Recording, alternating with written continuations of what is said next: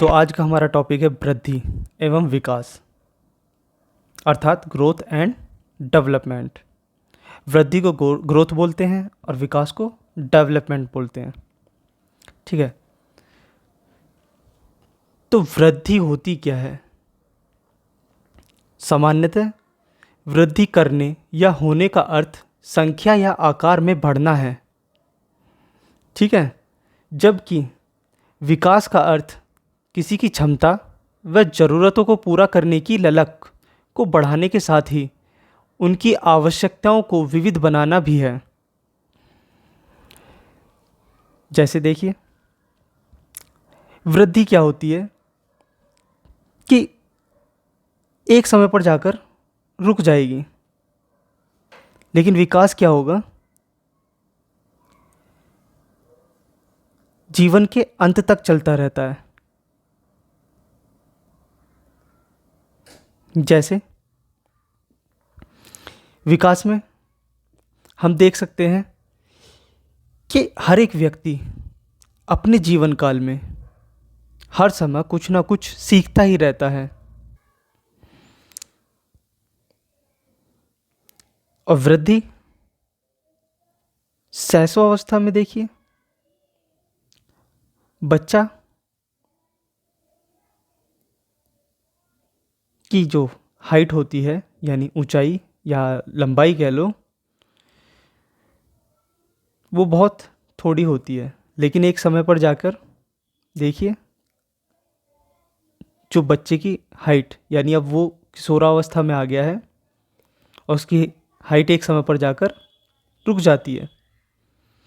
यानी बच्चे ने यहाँ से ग्रोथ करना स्टार्ट किया और यहाँ पर जाकर ये रुक गया। तो हम ये कह सकते हैं कि वृद्धि एक समय पर जाकर रुक जाती है, यानी वह बढ़ना बंद कर देता है। लेकिन विकास जीवन पर्यंत चलता है। ठीक है, आगे चलते हैं। अब विकास होता क्या है? विकास यानी डेवलपमेंट, इसकी परिभाषाएं देखते हैं कुछ जो बहुत महत्वपूर्ण हैं। यूपीटेट और सीटेट में पूछ लिए जाते हैं। तो इसमें स्किनर ने क्या कहा है? स्किनर कहते हैं कि विकास एक सतत एवं धीमी प्रक्रिया है। सतत मतलब एक सीरीज में चलने वाली, धीमी मतलब धीरे धीरे ग्रोथ करेगा, धीरे धीरे विकास होगा। वुडवर्थ क्या कहते हैं? बालक का विकास वंशानुक्रम और वातावरण का गुणनफल होता है। यह सीटेट में कई बार पूछा जा चुका है ऑब्जेक्टिव में। किस तरह से आता है क्वेश्चन कि बालक का विकास कैसा होता है? ऑब्जेक्टिव में पूछ लेगा वंशानुक्रम होता है, वातावरणीय होता है, या वंशानुक्रम और वातावरण का गुणनफल होता है, या इनमें से कोई नहीं। तब हम यहाँ ऑब्जेक्टिव में चुनेंगे वंशानुक्रम और वातावरण का गुणनफल होता है। आगे देखते हैं मुनरो ने क्या कहा है।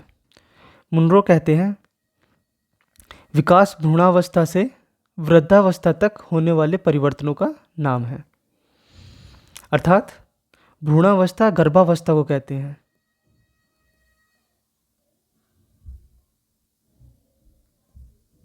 ठीक है, तो गर्भावस्था से लेके वृद्धावस्था तक होने वाले परिवर्तन विकास कहलाता है।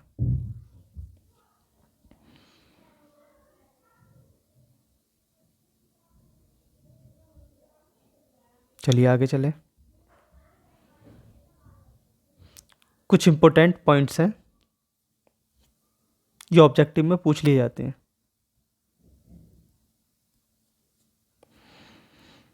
पॉइंट नंबर 1, विकास का अधिगम का सिद्धांत किसने दिया है? रिचर्डसन स्पीयर्स ने दिया है। इनका क्या मानना है कि विकास और अधिगम में धनात्मक संबंध होता है, यानी विकास और अधिगम पॉजिटिवली अटैच्ड होते हैं। सेकंड देखते हैं, विकासात्मक कार्य का संप्रत्यय किसने दिया है? तो रॉबर्ट हैविंगस्टन ने दिया है।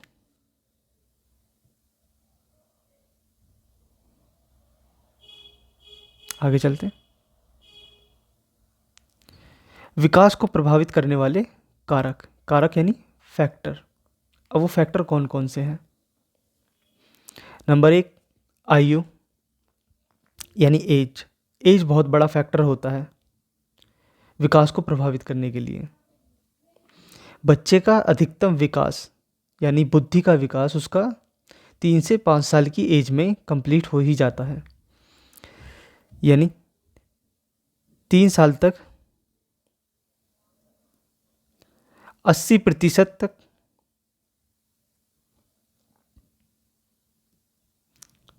बुद्धि का विकास हो जाता है।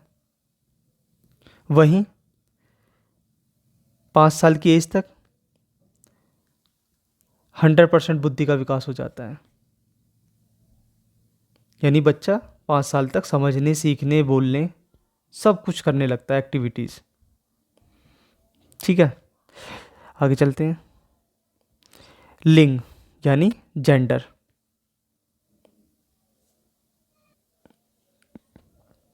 जेंडर में हम कह सकते हैं कि स्त्रियों का विकास यानी स्त्रियों में सीखना पुरुषों की अपेक्षा ज़्यादा होता है। स्त्रियां विभिन्न प्रकार के कार्य ज़्यादा कर लेती हैं।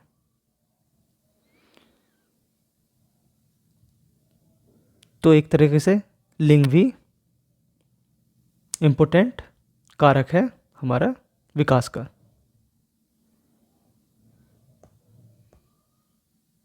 पोषण यानी न्यूट्रिशन। अच्छा न्यूट्रिशन यानी अच्छा पोषण अच्छे विकास के लिए उत्तरदायी होता है।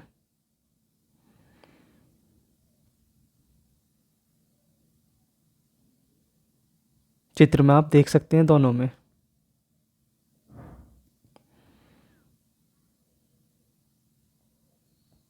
वातावरण। वातावरण एक बहुत महत्वपूर्ण भूमिका निभाता है विकास में। एक अच्छा वातावरण एक अच्छे विकास का प्रतीक होता है। दोनों चित्रों से आप देख सकते हैं।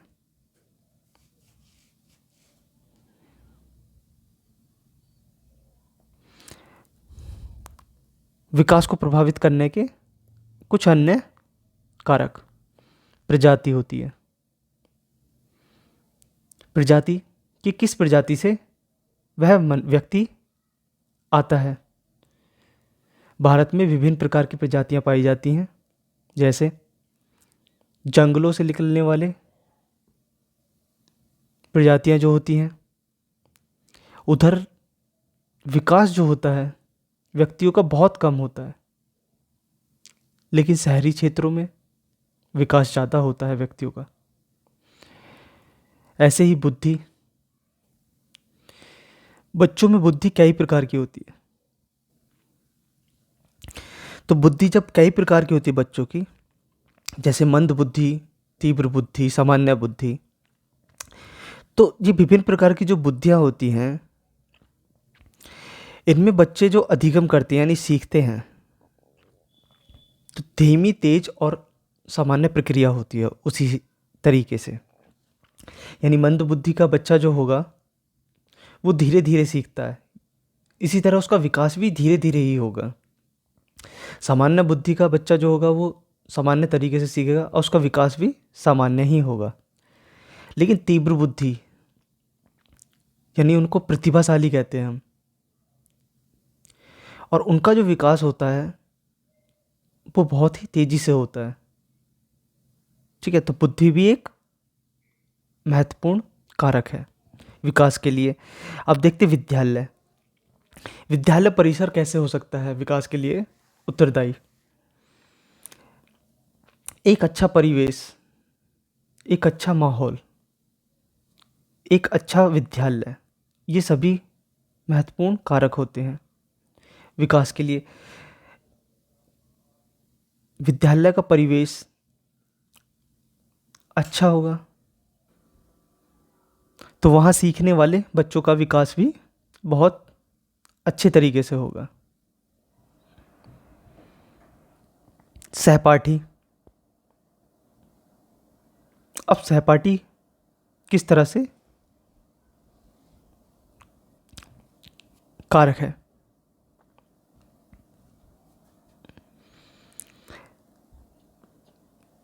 जब बच्चे जिस तरह के माहौल में रहते हैं उसी तरह से सीखते हैं।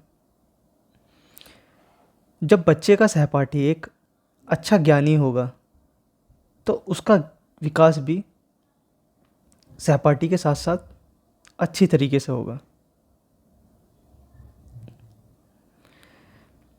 शिक्षक, एक अच्छा शिक्षक बच्चे को आगे की विकास की ओर ले जाता है। शिक्षक भी एक इम्पोर्टेंट रोल निभाता है। इसी तरह से अधिगम एक कारक है, वंशानुक्रम भी कारक है और ग्रहण शक्ति भी कारक है। तो इनमें से एक क्वेश्चन पूछ लिया जाता है ऑब्जेक्टिव में। चलिए आगे चलते हैं, देखते हैं वृद्धि एवं विकास में अंतर।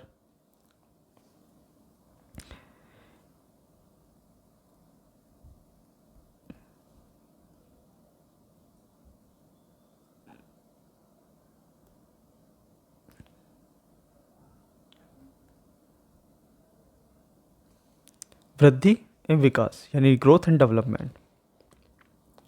अब वृद्धि होती क्या है?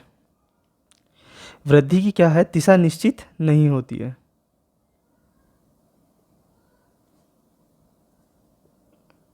लेकिन विकास, इसकी दिशा हमेशा निश्चित होती है। वहीं देखें वृद्धि कुछ समय बाद रुक जाती है। हमने दिखाया था आपको पीछे कि एक समय पर आकर वृद्धि बढ़ना बंद कर देती है, यानी वृद्धि में विकास होना बंद हो जाता है। वहीं विकास जो होता है आजीवन चलता है, यानी विकास स्टार्ट होगा गर्भावस्था से और वृद्धावस्था तक चलता रहेगा। वृद्धि को मात्रात्मक है, यानी वृद्धि मात्रात्मक होती है। वहीं विकास जो होता है गुणात्मक तथा मात्रात्मक दोनों होता है। वृद्धि को मापा जा सकता है। देखिए हम जनरली देख सकते हैं कि जब बच्चा छोटा होता है तो हम क्या हाइट मार्क्स लगा देते हैं दीवार पर कि 1 साल में बच्चे की ग्रोथ इतनी हुई, 2 साल में इतनी हुई, 3 साल में इतनी हुई। ठीक है, तो उसको हम माप सकते हैं एक तरीके से। लेकिन विकास को माप पाना संभव नहीं है हर वक्त, यानी हमेशा माप पाना विकास संभव नहीं होता। कुछ फैक्टर्स में हम माप सकते हैं लेकिन कुछों में ज़रूरी नहीं हम उसको माप लें। ठीक है,